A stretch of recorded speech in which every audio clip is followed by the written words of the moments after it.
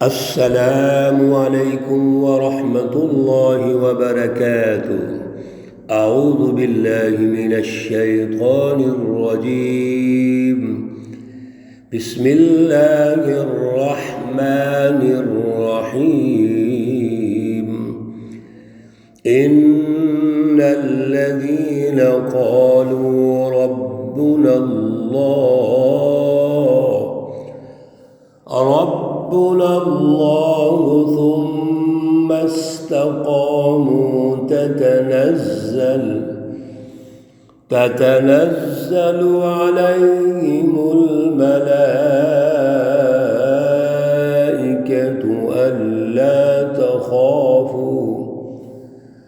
ألا تخافوا ولا تحزنوا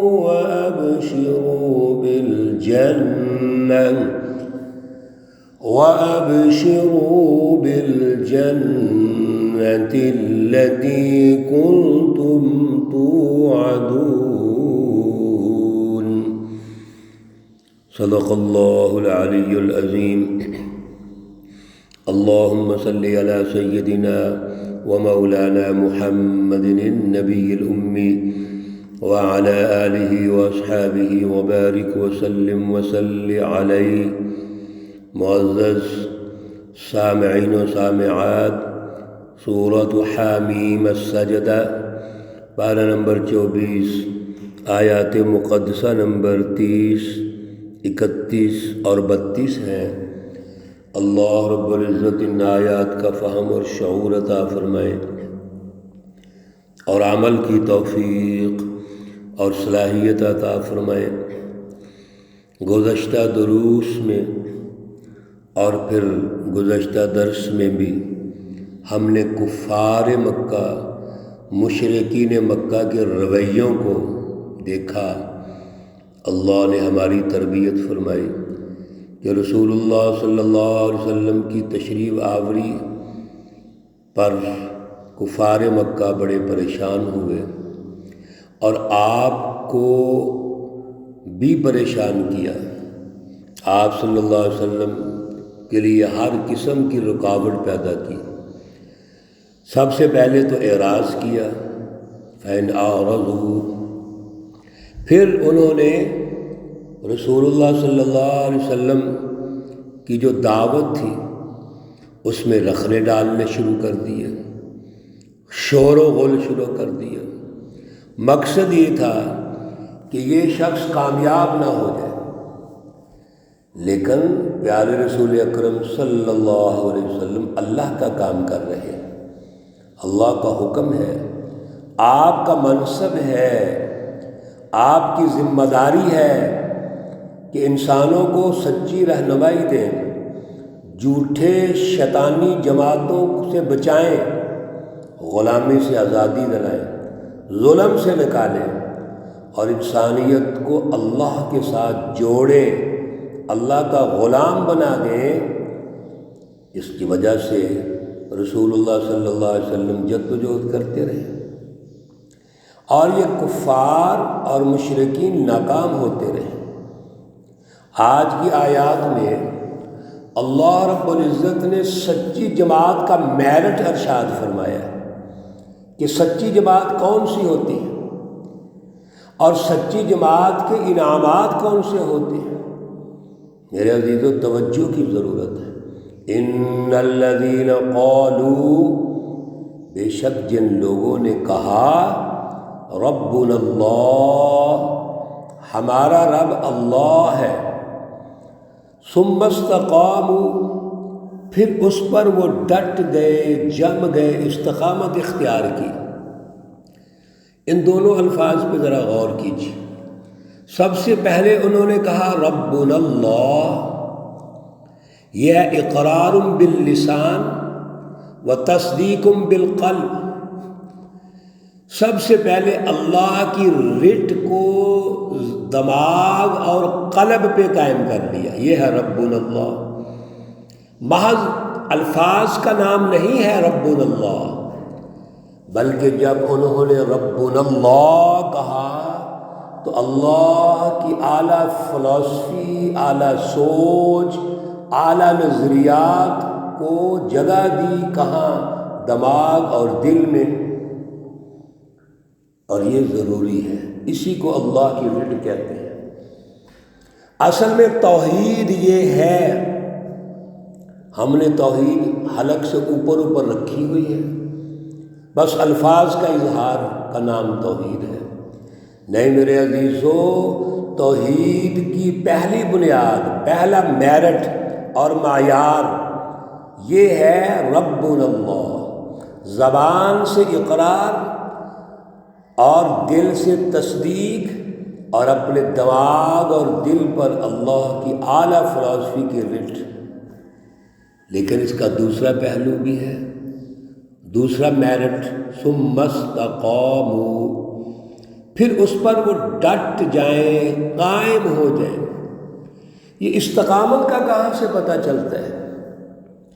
استقامت کا پتہ اس وقت چلتا ہے جب میدان کے اندر اتر کر دشمن کے مقابلے میں ہو، پھر ہی پتہ چلے گا نا۔ جان اور مال پیش کر رہے ہیں، قربانیاں دے رہے ہیں، تو استقامت اس وقت ہوگی جب آپ میدان عمل میں ہوں گے۔ اب اللہ کی رٹ جیسے ہم نے اپنے دلوں اور دماغ میں قائم کی، ربنا اللہ کہہ کے، اور ہر قسم کا شرک، ہر قسم کا بت ہم نے گرا دیا، کوئی بڑا نہیں، صرف اللہ ہے۔ اب اسی پر ایک معاشرے کی تشکیل کرنی ہے، ہم نے اسی کے مطابق سیاسی نظام، معاشی نظام، سماجی نظام کی تشکیل کرنی ہے۔ جب یہ تشکیل کریں گے تو دشمن آپ کے مقابلے میں آ جائے گا، جیسے ہم نے پچھلی آیات میں سنا کہ رسول اللہ صلی اللہ علیہ وسلم کے مقابلے میں کفار مکہ آ گئے۔ یہ دشمن جو شیطانی جماعتیں ہیں کبھی بھی نہیں چاہیں گے کہ اللہ کی رٹ قائم ہو۔ کیوں؟ اللہ کی رٹ کے نتیجے میں تو عدل آئے گا، مساوات آئے گی، انسانی اقدار غالب ہوں گے، انسانی حقوق پورے ہوں گے، اور ان کے جو ذاتی اغراض، ذاتی مفاداتی چوروں اور ڈاکوؤں والے عادتیں ہیں، رویے ہیں، وہ کہاں پورے ہوں گے؟ اس لیے کبھی نہیں چاہیں گے۔ تو استقامت کا پتہ چلے گا جب ہماری جد و جہد اعلیٰ ہوگی، دشمن جماعتوں کے مقابلے میں میدان میں اتریں گے، اللہ کی رٹ کو قائم کریں گے، تو یہ ہے استقامت۔ لیکن اگر یہ میرٹ اختیار کر لیا تو اللہ فرماتے ہیں تتنزل علیہم الملائکہ، ایسی سچی جماعت پر اللہ کے فرشتے نازل ہوتے ہیں۔ اللہ تخافوا ولا تحزنوا، پہلی خوشخبری تو ان کے لیے یہ ہے، سچی جماعت کے لیے، نہ ان کو کوئی غم ہے اور نہ ان کو کوئی خوف ہے۔ کوئی غم نہیں کرنا اور نہ ہی خوف ہونا چاہیے۔ غم کیا ہوتا ہے؟ انسان کوئی عمل کرے اور غلط ہو جائے تو پریشان ہو، تو سچی جماعت کا عمل غلط ہو ہی نہیں سکتا، وہ تو اللہ کی رضا کے لیے کرتے ہیں۔ خوف آنے والے وقت کا ہوتا ہے، پتہ نہیں کیا ہو جائے گا، آنے والے کل میں کچھ نہیں ہوگا، کامیاب ہوں گے۔ تو پہلا میرٹ کا جو نتیجہ ہے وہ خوف اور غم سے آزاد ہوگی سچی جماعت۔ دوسرا وَأَبْشِرُوا بِالْجَنَّةِ الَّتِي كُنْتُمْ تُوعَدُونَ، اور خوشخبری سنا دو ان کو اس جنت کی جن کے بارے میں وعدہ کیا گیا ہے۔ اللہ رب العزت نے سچی جماعت سے یہ وعدہ کیا کہ دنیا میں کامیاب کریں گے، ان کو دنیا کی جنت عطا کریں گے، اور پھر آخرت کی جنت بھی عطا کریں گے جو مستقل ہے اور وہ عزت کی جگہ ہے، وہ ترقیات کا راستہ ہے۔ نحن اولیاؤکم فی الحیات الدنیا وفی الآخرہ، توجہ رکھیے میرے عزیزوں، اللہ کہتے ہیں ہم تمہارے رفیق ہیں، دوست ہیں، نگران ہیں فی الحیات الدنیا، دنیا کی زندگی میں، و فی الآخرہ، اور آخرت کی زندگی میں۔ میرے عزیزو، سبحان اللہ، اللہ پہ قربان جائیں، اللہ ہمیں دنیا میں بھی اکیلا نہیں چھوڑنا چاہتے اور آخرت میں بھی نہیں چاہتے۔ دنیا میں جب ہم اللہ کے بن گئے، رب اللہ ثم استقاموا کہہ دیا، اور انما الہکم الہ واحد، ایک اللہ کی رٹ کو غالب کرنا چاہا، تو اللہ کہتے ہیں دنیا میں بھی ہم آپ کے رفیق ہیں، آپ کے نگران ہیں، مددگار ہیں، یعنی دنیا میں کامیابیاں ملیں گی اور آخرت میں بھی اللہ کامیابیاں دیں گے۔ وَلَكُمْ فِيهَا مَا تَشْتَهِي أَنفُسُكُمْ، اور تمہارے لیے ہر وہ چیز ہے جس کو تمہارے جی چاہتے ہیں، دل چاہتا ہے، جو آپ چاہیں گے آپ کو ملے گا۔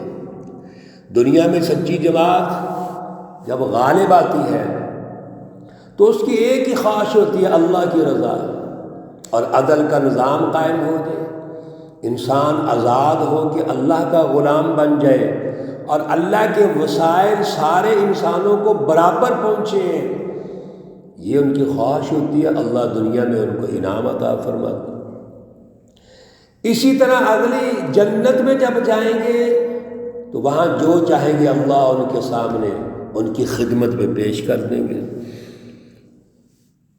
وَلَكُمْ فِيهَا مَا تَدَّعُونَ، اور تمہارے لیے ہر وہ چیز ہے جو تم مانگو گے۔ سبحان اللہ، میرے عزیزو، ایمان اور یقین پیدا کرو، دنیا میں بھی اللہ دیتے ہیں، دیں گے، دنیا کو سب سے پہلے جنت بنائیں گے۔ کس طرح؟ رب اللہ ثم استقاموا، یہ سچی جماعت کا میرٹ پہلے پیدا کیجئے، پھر اللہ دنیا کو جنت بنا دیں گے، اور پھر ہر ترقی ہمیں دیں گے، ہر ایجادات، ہر سائنس ہمیں دیں گے۔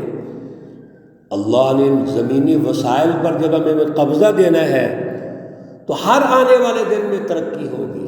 وہ ترقی کس شکل میں؟ امن کی شکل میں۔ وہ ترقی کس شکل میں؟ خوشحالی کی شکل میں۔ وہ ترقی کس شکل میں؟ انسانی حقوق کی پاسداری کی شکل میں۔ وہ ترقی کس شکل میں؟ انسان اللہ سے جڑ جائے، خدا شناسی پیدا ہو جائے اور انسان دوستی پیدا ہو جائے۔ یہ اللہ دیں گے سچی جماعت، اور آخرت میں بھی اللہ جو مانگیں گے وہ دیں گے۔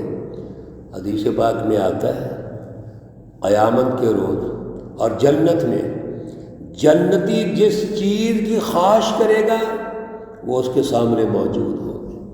نزلا من غفور الرحیم، نزلا یہ مہمانی ہے، غفور الرحیم اللہ جو بخشنے والا ہے، مہربان ہے، اس کی طرف سے یہ مہمان نوازی ہے۔ نزل کہتے ہیں میرے عزیزو اس مہمانی کو جو مہمان ہمارے پاس آئے اور آتے ہی سب سے پہلے ہلکی پھلکی جو ہم مہمان نوازی کرتے ہیں، پانی شانی پلاتے ہیں، کچھ چائے شائے کو فروٹ پیش کرتے ہیں، وہ نزل ہے۔ اور باقی جو مہمان نوازی ہے وہ تو بعد میں ہونی ہے، ابھی اس کی پرتکلف کھانا ہے، اس کے درجے کے مطابق کیا آپ کرتے ہیں، اعزاز دیتے ہیں، یہ تو بعد کی چیزیں ہیں۔ آغاز کی چیزیں اتنی خوبصورت ہیں تو انجام کتنا اونچا ہوگا جنتیوں کا اور اللہ کی سچی جماعت کا۔ اللہ ہمیں بھی اس سچی جماعت میں شامل فرمائے۔ اللہ رب العزت ہمیں اعلیٰ نظریہ اور اعلیٰ صلاحیت عطا فرمائے۔ اللہ رب العزت کلام مقدس قرآن پاک پر غور و فکر کرنے کی توفیق اور صلاحیت عطا فرمائے۔ اللہ رب العزت تمام بیماروں کو شفائے کاملہ عاجلہ مستمرہ عطا فرمائے۔ اللہ رب العزت تمام مرحومین و مرحومات کو جنت الفردوس میں اعلیٰ مقام عطا فرمائے۔ ربنا تقبل منا إنك أنت السميع العليم وتب علينا إنك أنت التواب الرحيم. وصلى الله تعالى على النبي الأمي محمد وعلى آله وأصحابه أجمعين برحمتك يا أرحم الراحمين. السلام عليكم ورحمة الله وبركاته.